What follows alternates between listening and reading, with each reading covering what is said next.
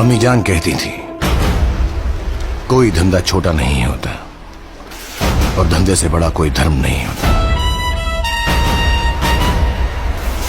जिसको तू धंधा बोलता है ना, क्राइम में वो धंधा बंद कर ले, वरना सांस लेना भी मुश्किल कर दूंगा। गुजरात की हवा में व्यापार है साहिब। मेरी सांस तो रोक लोगे, लेकिन इस हवा को कैसे रोकोगे?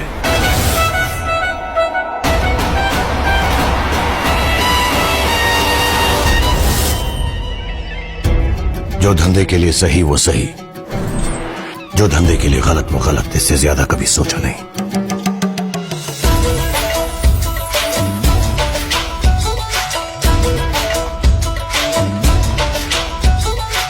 बैटरी साला।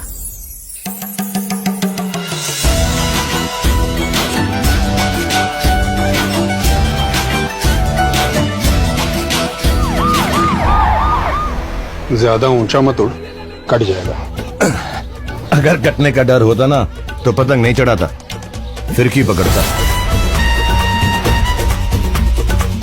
छटक मजबूदार को कहीं सन्नाटे में ट्रांसफर कर दो साहिब। जहां जाता है साला नड़ता भिड़ता रहता है। आप मेरा ट्रांसफर कहीं भी कर सकते हैं, रईस को नहीं छोड़ूंगा मैं। एक दिन नाक में नकेल डाल के खींच के लेके जाऊंगा तुझे मैं यहां से। सबूत ले आइए, ले जाइए। रईस हाजिर।